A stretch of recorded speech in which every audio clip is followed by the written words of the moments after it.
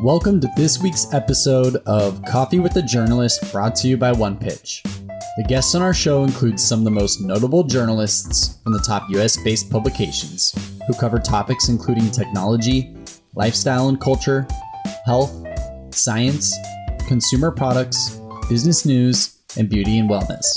We discuss their role, the types of stories they cover, what their inbox looks like, and how they connect with sources.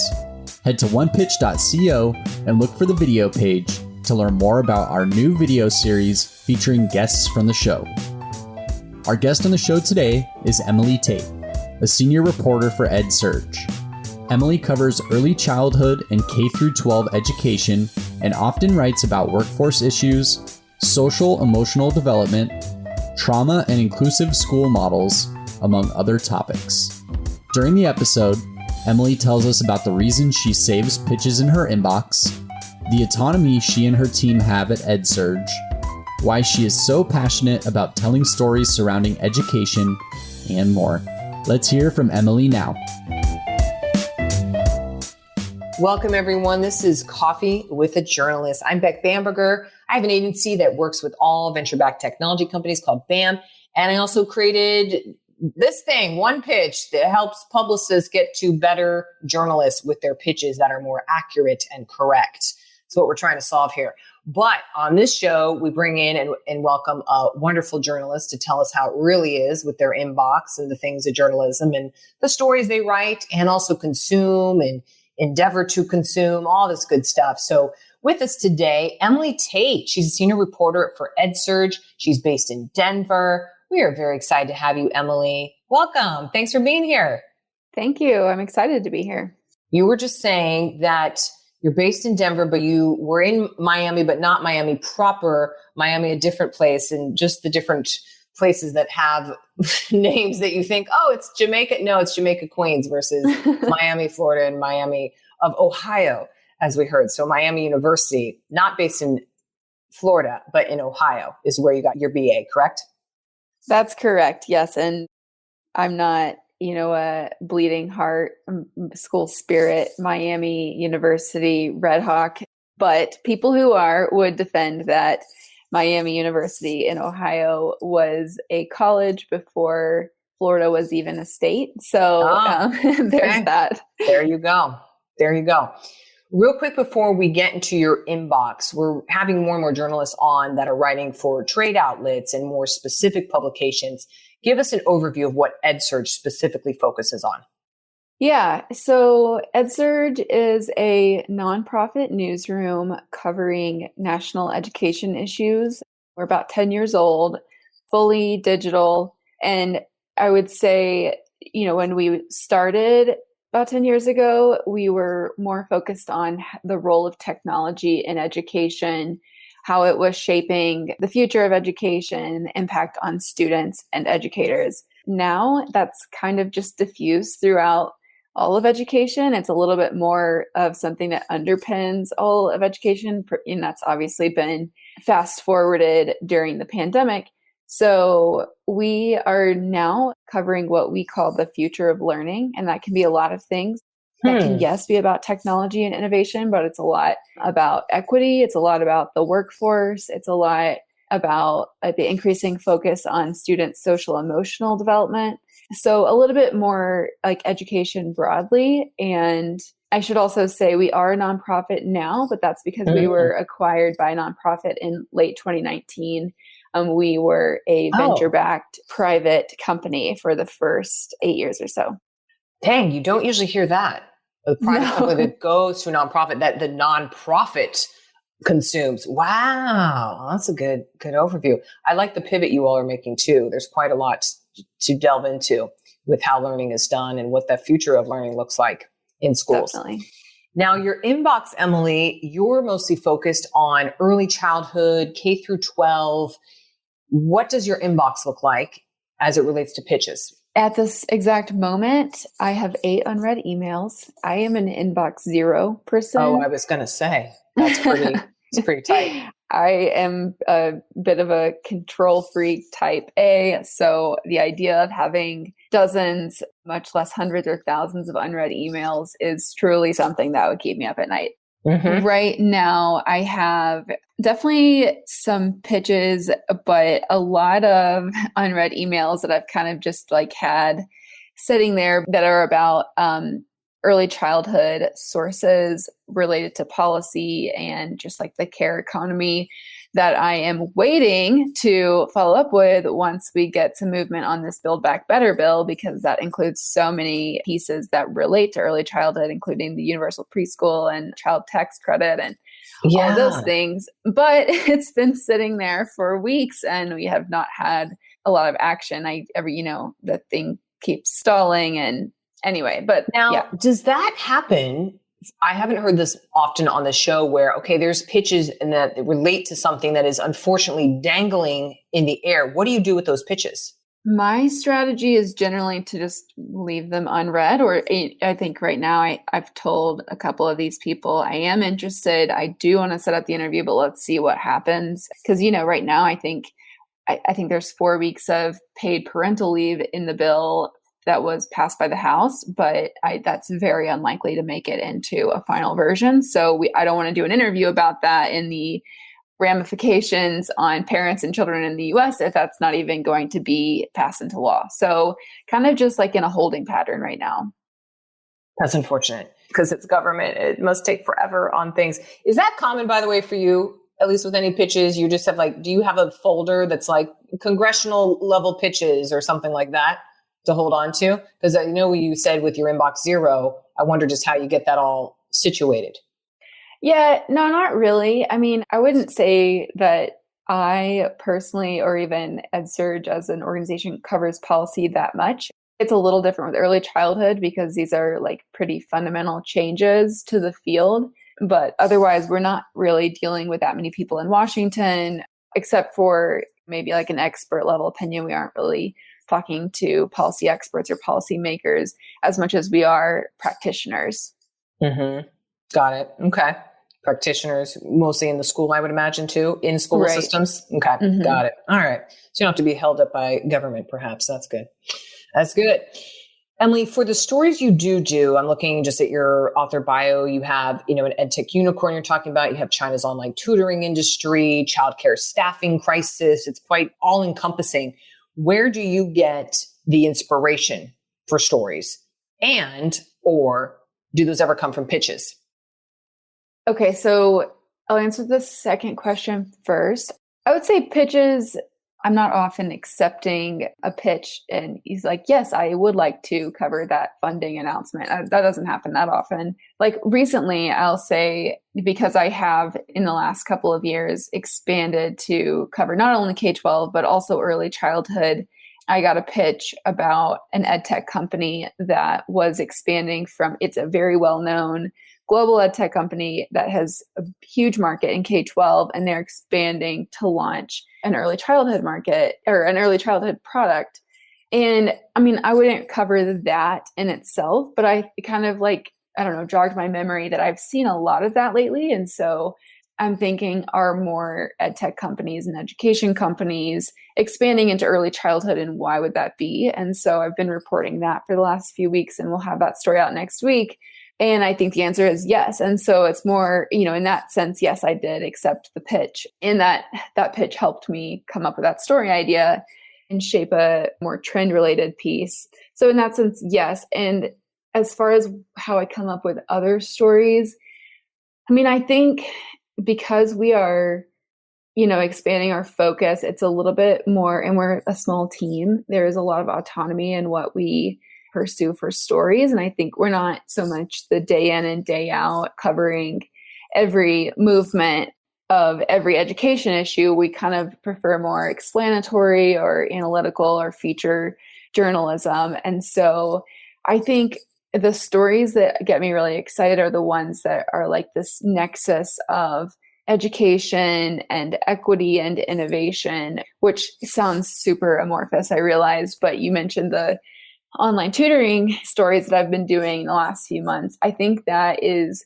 like one of the perfect examples of an EdSurge story, and a story that I'm excited about, because there is this, or was this, massive online tutoring industry where companies in China were contracting with American educators or, Americans with any sort of background in education to tutor children in China one-on-one in English language lessons.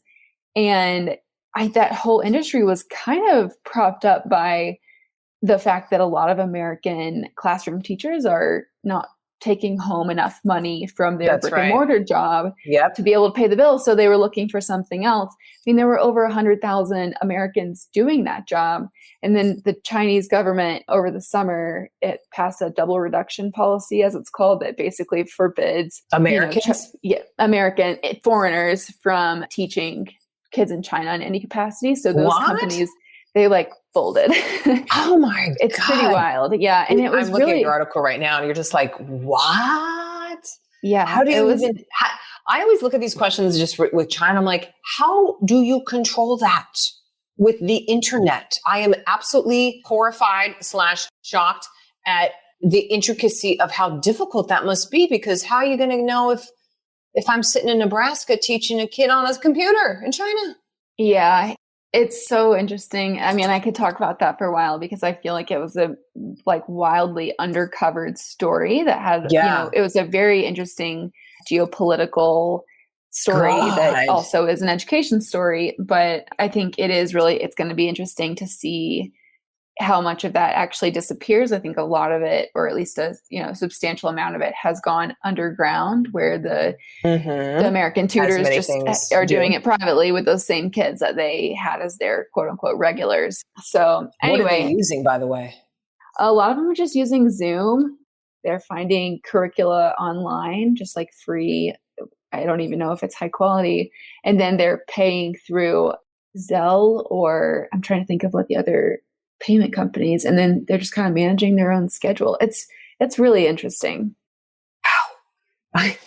By the way, this piece, I highly encourage everyone to look at it. It is extensive, Emily, a great, well-researched piece. Oh, God, I love this. Good, deep storytelling back in October for anybody who wants to check that out.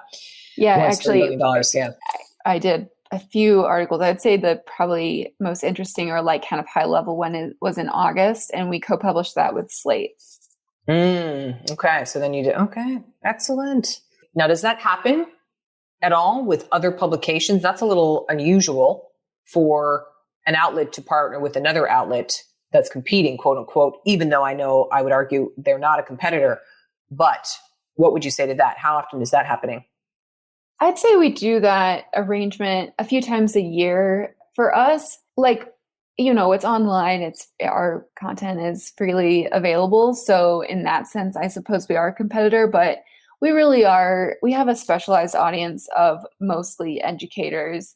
And so I think the stories that we do that have general interest with, a broad swath of the population, I think to us, a metric that we would care about is, especially with this, where I think it is an undertold story and it's so fascinating, and more people should know about all the different dynamics that are at play with that tutoring arrangement. To us, it's more important that more people see it and it kind of, has the widest reach possible. And so we've co-published with Slate, we've co-published with Wired, PBS NewsHour, and a few others. But, they all kind of Wired, obviously, with that kind of tech and innovation angle, is somewhat similar to us, but they have a, general consumer audience, and ours is really more educators. So, and I think it's nice to get education stories out of this specialized publication and into the mainstream, because a lot of times, the same people are like, oh yeah, educators are underpaid, or educators are burned out, or why are students still in remote learning when everyone's suffering? I think you can have those same conversations in a feedback loop when it really needs to be on the front page of a major national newspaper more than just on our social media. Mm-hmm. I wonder if being a nonprofit helps those collaborations happen as well. Yeah, that's an interesting question. We've done it both ways. I don't know how much the publications we're partnering with are too concerned, but maybe it's something they're thinking about. Interesting. Haven't heard that before on here. So thank you for telling us. That's good for publicists, by the way, because perhaps if it's quite the large story, there's an opportunity that it'll be taken beyond EdSurge in partnership with another outlet. So good to note. Today's interview will continue after this brief message brought to you by OnePitch. Are you curious to see the unique ways OnePitch helps PR professionals and marketers pitch journalists?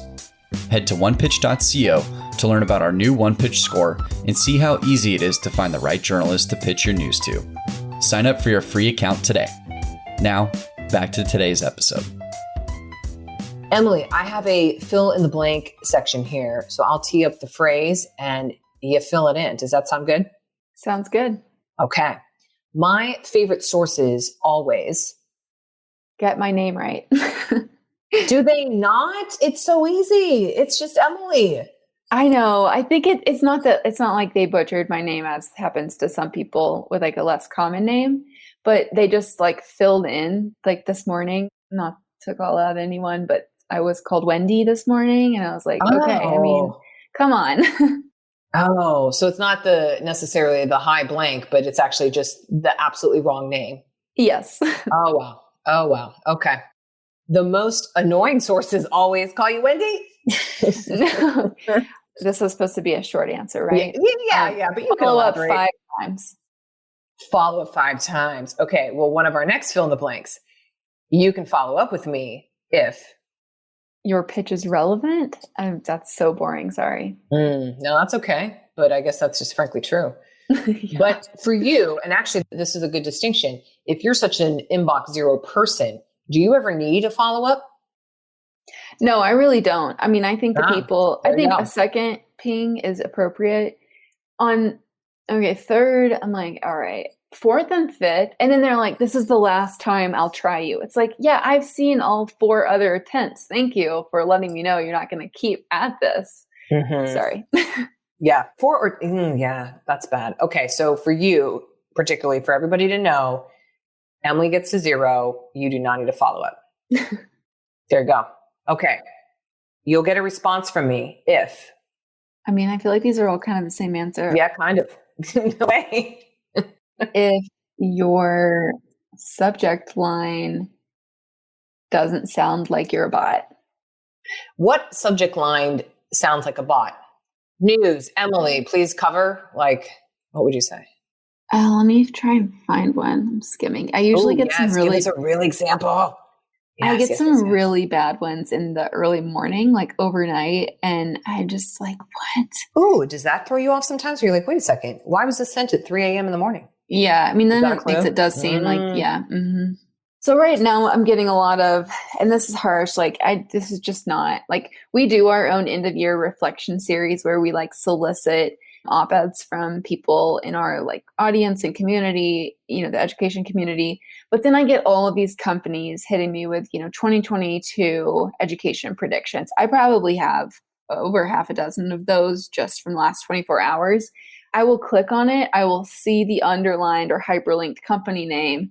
And then just like, no, I don't really want you to promo your publishing product or whatever it is. Mm-hmm. Thank you for sharing a real example. Those are always helpful.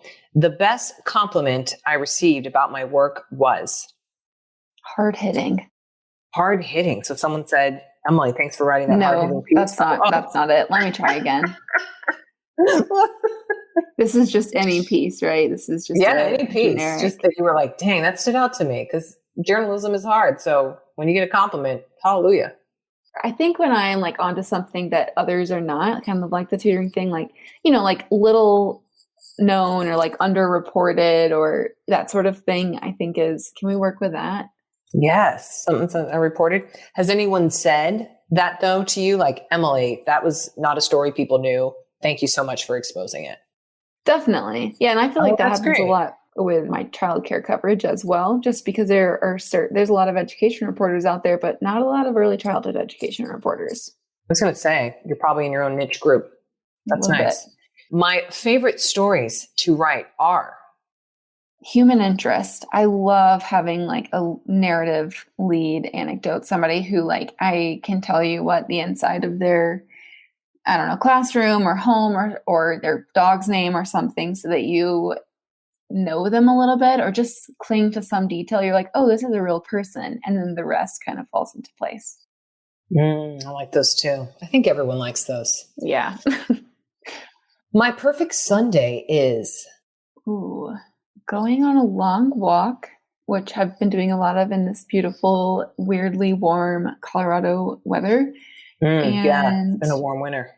And listening to a lot of podcasts. Ooh, such as, besides this one. Besides this one, let me pull up my app because let's see. The tried and trues are This American Life, Radio Lab, Heavyweight. Recently, I've been listening to a lot of the Ezra Klein Show and Sway. Oh, yes. Oh, dang. Oh, and I listen to The Daily from the New York Times too, but that's more just like news. I like the storytelling podcast, like This American Life. I adore everything they do. This American Life kills it.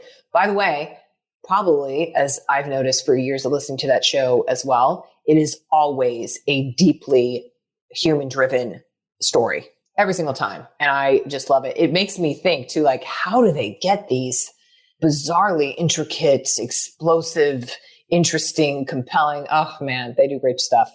Yep. I would love to know. I'd like a podcast about how they get the stories they do. Like, do they have these random stories in a bank somewhere? And like when they think of a theme that connects them all, that's how they do the episode? Or do they work backwards? And then a lot of times the opening story is from one of the producers on the show, like a personal, like family story or, backstory. And I'm like, that could be me. I have like these weird things and interesting stories in my life. I'm like, hire me. Just kidding. Sort of. Okay. My favorite hobby is, besides listening to podcasts. That's up there.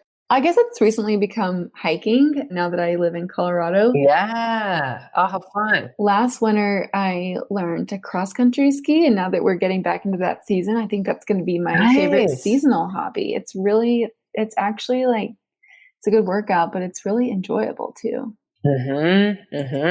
Oh, yeah.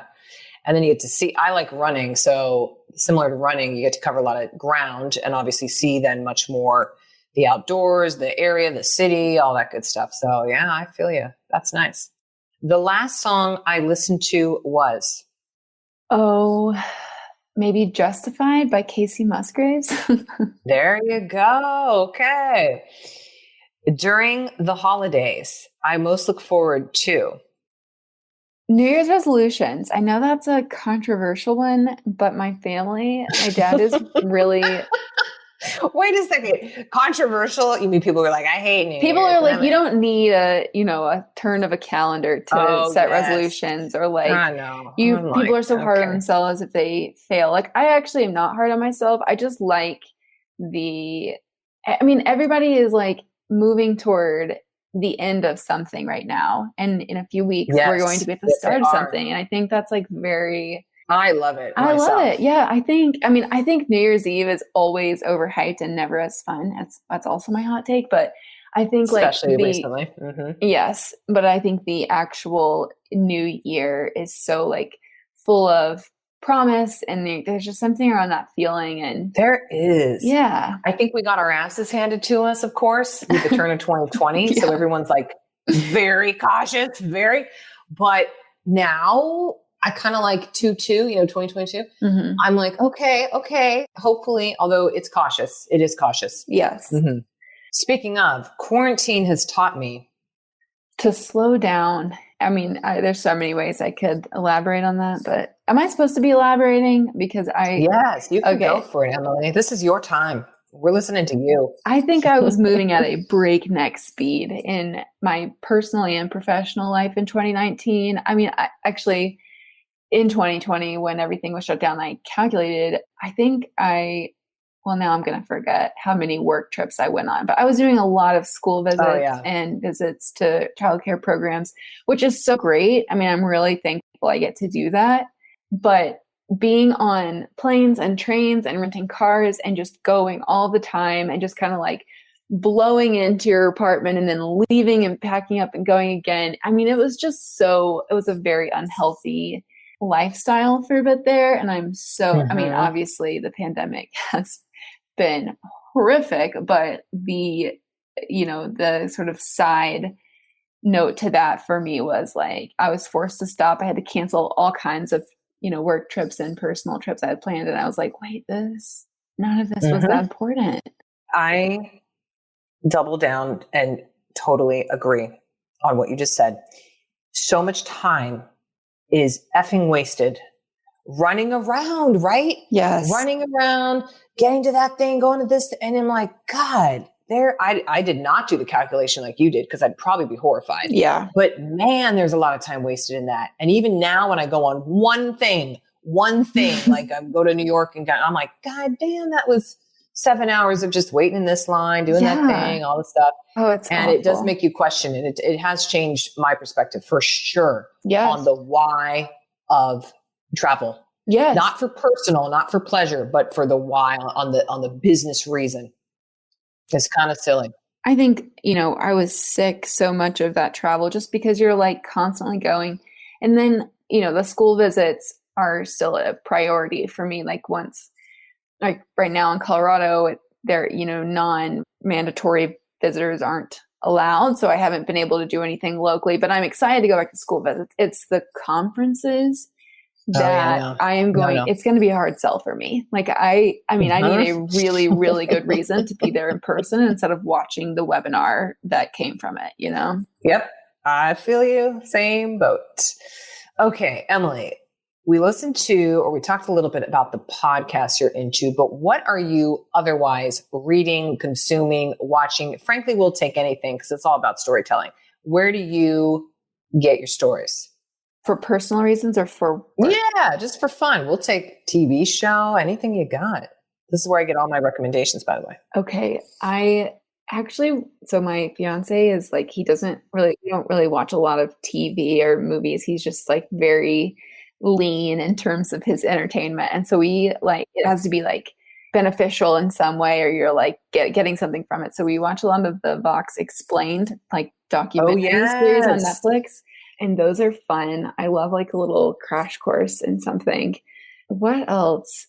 Reading? Yeah, any shows you got right now? Okay, reading. Yeah, what are you reading? Anything good? The book that's sitting on my desk right now is Chasing the Truth by Jodi Kantor and Megan Twohey, who are the New York Times. The New York Times. Yeah, but it's called A Young Journalist's Guide to Investigative Reporting. And even though I would say I am a young journalist, I actually bought this for myself and my mentee, who is a student at my alma mater, and we're going to go through it together. She's a journalism student as well. Oh, that's great. Yeah. I wonder if they use that book in journalism classes as well as like Bad Blood and handfuls of other exposés that have been so good. The one Spotlight, the one in the Boston was a storytelling expose of the priests, sexually abusive priests, for example, driven by the journalism expose. So, but I've never been to journalism school. So I wouldn't know, but I imagine those would be used for that because that must be really cool. Yeah, this book I think just came out maybe 2 weeks ago, and I was like, this is perfect. Because perfect. I'm like this new mentor, and there's no structure or guidance. And so I'm like, how do I be helpful to this person? So yeah, honestly, I have not been reading that much the last few months, but I like a lot of long form journalism, love the New Yorker, love the Atlantic. Those are good ones. Yeah, those are probably the highlights. I like it. Yeah, I truly consume a lot of podcasts. So see earlier my podcast list. Refer earlier. Yes, I love it. What about the future of journalism? You mentioned you're mentoring some people, I assume aspiring journalists. Are you positive, negative, neutral? What would you say? I mean, I don't know that that flash forward 20 or 30 years and things, the number of journalists employed in the US has grown. I don't know about any of that. I don't know that there's better trust in media from the public. That one is a tough one. I think I am hopeful. I love journalism. I think it's so important. And I want to, like with this person I'm mentoring, like I want to make sure that she loves journalism and sees like the value in it. But I think, I'm from a rural town in Tennessee, and not to say that means what I'm about to say next, but it just so happens that like that community and a lot of my family, I think, consume a lot of misinformation, and I don't know, it's got to be one of the top issues of our time, I think, because that spawns inaction in a lot of areas that, like the climate, that I think it's so important. But there's just so many things, like if you can't come to the table with the same set of facts and then decide how you feel about those, like, I mean, where do you begin? It's such a daunting moment, I think. And so I think on the misinformation landscape, I am terrified. I am hopeless. I just don't know. I don't know. Like the things coming out about deep fakes and all of this. It's like, I mean, we're not turning this ship around anytime soon. So what are we going to do about it? I mean, that scares me. But I think there are people and publications out there doing incredible work. And I think, everyone's trying different models. And I think one of the publications I admire most is ProPublica and like the work that they put out, but also the model they have seems to be working there, growing so fast. So if we can do more like that, I think that we're heading in a good direction. We will see. We will see. Hopefully I'll be doing this podcast with 1,000 more journalists and as we move along here. I hope so. Okay. Emily, now to change maybe the pace of this a little bit, we have our Mad Lib, which is super fun. Sometimes they're just silly and sometimes they're super accurate. We'll see what we get. I'm going to toss you a word and then you give me a word back, such as emotion, whatever the emotion you feel is relevant. And then I'll read you back and we'll see what we get. Sound good? Mm-hmm. Okay. An emotion. That is the first one. Fear. Fear. An adjective. Joyous. Joyous. Another adjective. Purple. Purple. A greeting. Welcome. Welcome. A verb. Drive. A noun. Desk. Desk. An adjective. Wooden. Wooden. Okay. Maybe let's do an alternative to that one. Okay. Now I'm in the materials adjectives category. No problem. Digital. That'll work more. Okay. A cringe-worthy PR term or phrase. Following up. Sorry, that's not cringe-worthy, but it does. It beats the Well, it is when it's like just following up. For the fourth time. Yes, just following up. For the fourth time. Okay. Part of a pitch. Subject line. Okay. Subject line it is. Length of time. A year. A year. Name of a real person, preferably alive. Gia Tolentino. Gia. Now, who is that for us to know? She writes about like internet culture for The New Yorker and is a huge journalist role model of mine. There you go. Journalist crush. Gia Tolentino. And then an emotion. Optimistic. Optimistic. Or maybe optimism. I don't know. Okay. Whatever fits better. Let's see what here we go. Okay. Emily, here's your Mad Lib. When I think of the future of journalism, I feel fear. The pitches I receive have gone from joyous to purple. If I receive a pitch that starts with welcome, I drive away. When I write stories on desks, I get digital. That's kind of true. Emily, you write about desks and they're on digital format. Okay. My favorite pitches include following up for the fourth time and random subject lines. I normally take around a year to respond to my emails, but if it's Gia Tolentino, I will respond immediately.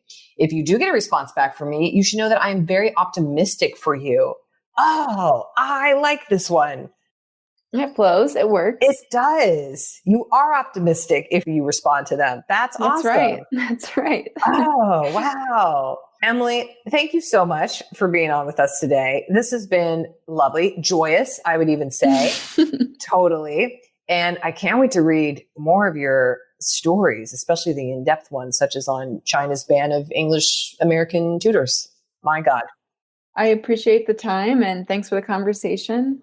And I hope you do go read that story. Please, everybody, take a look. EdSurge, Emily Tate. Thank you so much. Thanks. Bye. Thanks for listening to this week's episode of Coffee with a Journalist featuring Emily Tate from EdSurge. If you enjoy listening to our show, make sure to subscribe on iTunes, Spotify, Google Podcasts, and anywhere else you listen to podcasts.